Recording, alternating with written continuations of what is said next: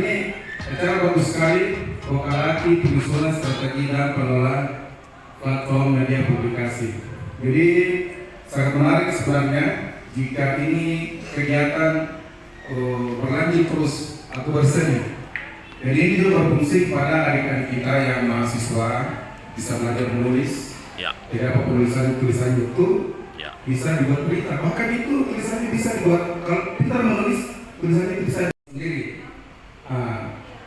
Gitu. Ya itu juga dari kemampuan kita dalam menulis karena pengalaman kami di website sendiri sebenarnya masih kurang dalam hal penulisan atau publikasi-publikasi media, meskipun selama ini ya mungkin paling cuman rangkaian aktivitas saja yang kemudian ditulis kemudian diupload di media sosial kayak Instagram. Itu hanya sebatas itu. Teman-teman dari LSM nggak komatur saja yang menulis kita. Kalau Kak Kobar kan suhu media master nih. Belum bisa buat tulisannya, tapi dibalas.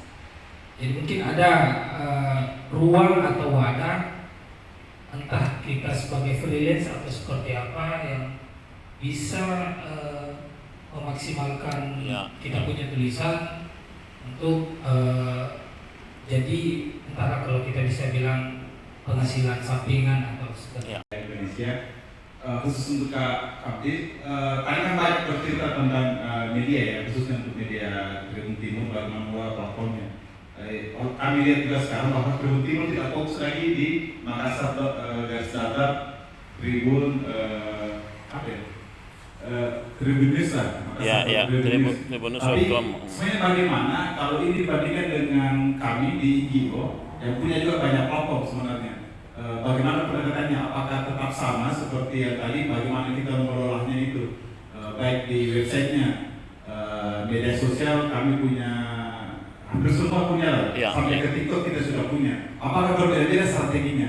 Karena terus terang di EKN itu satu kali produksi untuk seluruh. Contoh infografis, kita produksi infografis itu tuh media upload di Instagram, itu tuh media upload di, bahkan jadi gambar video. Foto infografis digabung jadi video, itu tuh media YouTube. Apakah itu akan berpengaruh? Ini kan terkait bagaimana mengelola media. Selanjutnya di NGO tanpa kita sadar sebenarnya kita publikasi itu bukan hanya untuk masyarakat sebenarnya. Malahan dari informasi di bawah itu kita bertampilkan ke bukan hanya Indonesia, tapi targetnya kita ini sebenarnya adalah target dari luar negeri di mana. Ya kita tidak bisa mengambil ya bahwa banyak funding-fundingnya itu dari luar negeri. Jadi saya sangat tertarik tadi bagaimana Tribun men-engage sampai ke Rusia dan Ukraina. Jadi itu dia menulisnya dengan riang gembira saat menulis berita itu dan muncul di mungabe.com itu sangat luar biasa efeknya. Seperti apa itu Kak Wahyu? Kita menulisnya seperti sehingga gimana ya? Dua-duanya ini pertanyaan kedua, soalnya dengan Kak Wahyu. Soalnya Kak Wahyu bisa berbagi bagaimana menulis itu dengan riang gembira. Karena Kak Wahyu kalau nulis Kak, kayak dia telaten. Ya, kayak serius sekali nih. Padahal kalau kita biasa itu kalau menulis ya, jujur saja, dulu waktu di KPM sampai sekarang kalau kayak nulis harus merokok 3 batang dulu, 3-4 sampai batang. Ini pengalaman pribadi. Jadi menikmati 3 batang setelah itu nonton lagi YouTube, akhirnya tidak jadi menulis. Kalau Kak Wahyu itu kan akhir-akhir ini bangga sekali karena sering mendampingi beliau ngopi, ya sedikit lah ilmunya. Saya kira seperti itu kan kalau saya. Cuma saya bilang jangan pulang dulu. Ini menarik ini untuk bagaimana tantangannya. NGO lokal, dia katanya terinspirasi dengan caranya Tribun Timur itu membangun keterhubungan dengan media asing dengan produksi konten. Untuk NGO ini perlu sekali memang untuk bisa masuk ke situasi itu. Dan tadi sudah diakui Nirwan. Nah, apa yang kita bisa sampaikan tahu dengan pertanyaannya ini sebelum Bapak cabut ini? Untuk Wahyu juga saya kira untuk proses kreatifnya tadi ini bagaimana betul-betul menikmati tulisan itu, riang, kemudian menghasilkan tulisan yang saya salah satu idola saya beliau Makanya ada untuk keadilan sosial dan lingkungan. Silakan kami sebelum. Terima kasih banyak. Kalau kita lihat situasi yang terjadi sekarang ini disehubungkan dengan digitalisasi, saya tadi berbisik-bisik dengan Kak Denny. Iya. Saya bilang arah-arahnya nanti ini sebenarnya akan lebih fokus. Dan pada akhirnya nanti kita semua akan menjadi wartawan dan media sendiri. Jadi ASKAM di rumah nanti akan menjadi media sendiri. Kalau saya lihat situasinya ini, ada sekarang media-media online yang hanya wartawannya itu formalitas saja. Dia bisa menerima tulisan dari mana saja, dan dia bisa menggaji orang itu berdasarkan tulisan yang masuk ke dia.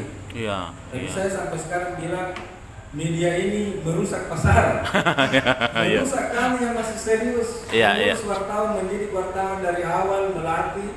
Tiba-tiba dia seenaknya bisa memuat tulisan saya dari mana saja. Iya. Tapi saya kan masih berparadigma lama, paradigma baru boleh jadi akan seperti itu nanti ke depan. Media-media itu hanya bikin nama saja, wartawannya dari mana saja, silakan masukkan tulisan dan kami akan menilai tulisan Anda seperti ini. Akan seperti jadi, saya kira tidak ada salahnya dan sangat merugilah kita kalau kita membiarkan detik per detik dari hidup kita ini berlalu tanpa kita mengisi keterampilan digital kita. Keterampilan kita dan keterampilan yang paling dibutuhkan dan paling perlu kita install dalam diri kita sekarang adalah keterampilan digital.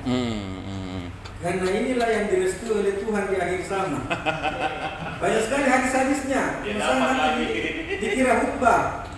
Ada hadis Rasul sekian ratus tahun yang lalu bahwa wahai Muhammad, sampaikanlah ke umatmu bahwa di akhir zaman nanti media akan bermunculan, isyraqul kalam. Dan kita ini akan menjadi media-media semua nanti ini.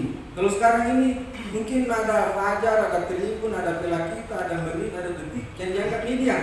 Tapi nanti semua ini akan menjadi media-media ini. Nanti akan media, Kawai akan di media. Ya, seperti itu sekarang. Jadi mari kita mengisi diri kita dengan keterampilan yang luar biasa di bidang digital ini. Bagaimana caranya supaya media kita dikenal? Saya kira yang paling efektif untuk memperkenalkan diri atau lembaga kita sekarang ini di dunia internasional adalah YouTube, seperti pengalaman kita. Kita juga tidak tahu kenapa tiba-tiba kita diajak kerjasama oleh Rusia dan Ukraina. Itu karena YouTube. Artinya YouTube mungkin lebih luas, YouTube-nya Tribun lebih mudah dijangkau oleh mereka dibanding online-nya Tribun. Kita kan punya segalanya nih kalau bisa bicara di Tribun itu ada semuanya, ada di Instagram, ada di TikTok. Bahkan kita sudah punya Hero, sudah punya WhatsApp Plus, apa namanya. Pokoknya semua kalau ada lagi produk digital baru kita ambil lagi itu dan kita pakai untuk menyebarkan informasi. Dan ternyata yang nyantol di luar negeri itu YouTube. Artinya YouTube yang lebih mudah kita pakai untuk perkara. Jadi kalau teman-teman mau lebih dikenal di luar negeri, barangkali rekomendasi kita itu adalah kita coba-coba video ya. Karena buktinya yang di diri kita adalah produk YouTube kita. Tapi tetap hukumnya sama. Rakaat-rakaatnya tetap sama kan. Rakaatnya itu harus konsisten, harus banyak-banyakkan dan harus tepat-tepatan. Jangan hari ini upload, besok tidak lagi, besok upload lagi. Biar satu yang penting konsisten setiap hari. Ingat lagi hadisnya tadi itu, ahabul amal ilallah, adwamuha wa iqallah. Ibadah yang paling direstui oleh Allah Subhanahu wa taala itu sedikit tapi konsisten. Jangan hari ini salat tahajud 20 rakaat, tapi minggu depan lagi baru salat tahajud lagi. Marah lebih baik rakaat kita tiap malam lah, itu baru toh. Salat 6 rakaat, tapi besok tidak dilagi, lebih 2 rakaat kita konsisten. Nah, kira-kira seperti itu dan ini juga berlaku di dunia digital kita. Kemudian bagaimana cara menulis? Saya mungkin ingatkan juga pesan orang tua kita sebelum lahir tambahkan. Orang tua kita dulu mengatakan kalau ada sesuatu yang kita melakukan, selesaikan dulu baru dimulai. Kalau kita mau ke Parepare, sampai kita di Parepare itu baru pergi. Lebih nampak joka. Selesaikan dulu baru dimulai. Jadi kalau kita mau menulis berita, selesaikan dulu berita, baru kita mulai. Yang disebut tadi Pak Wahyu, Jotata, ada ini teaser Jotata, ada ini perkara-perkara baru kita mulai menulis. Jangan berhenti sebelum selesai. Jangan kita masih mau menulis, tiba-tiba jangan kita minum kopi, sudah tinggal itu sedikit lagi. Akhirnya kita tergoda pergi minum kopi, maka percayalah kalau kita datang lagi nanti hilang semua itu yang mau ditulis tadi. Marah itu tulisan yang sudah mau dihentikan. Jangan berhenti. Ini nasihatnya Rosian Anwar barangkali. Rosian Anwar ingatkan jangan berhenti sebelum selesai menulis. Karena itu kan tulisan sama dengan bangunan itu kalau orang plaster bangunan, tentara itu bilang oh kemarin plasterannya. Salah satu target kegiatan ini kan merumuskan rencana aksi Omayu untuk ini tidak sekadar berbagi cerita atau pengalaman, tapi juga komitmen untuk kemudian yang tadi bilang Icam. Jadi apakah misalnya ada ruang-ruang nanti untuk betul-betul bisa membantu menginkubasi,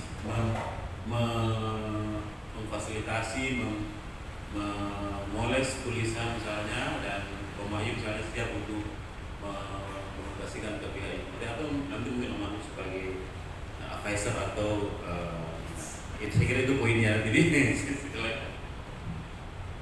kasih. Jadi bagaimana mengatasi kesulitan nulis ya, bisa jadi macam itu kan masalah umum menulis misalnya gitu ya. Dan memang kembali lagi tadi itu soal moodnya bagus. Ya saya akan lebih mudah. Tapi begini, sebenarnya kalau mau menulis tidak kayak kehabisan ide, sebenarnya itu kan kita bisa banyak membaca tulisannya orang, blog-blognya orang. Jadi dulu itu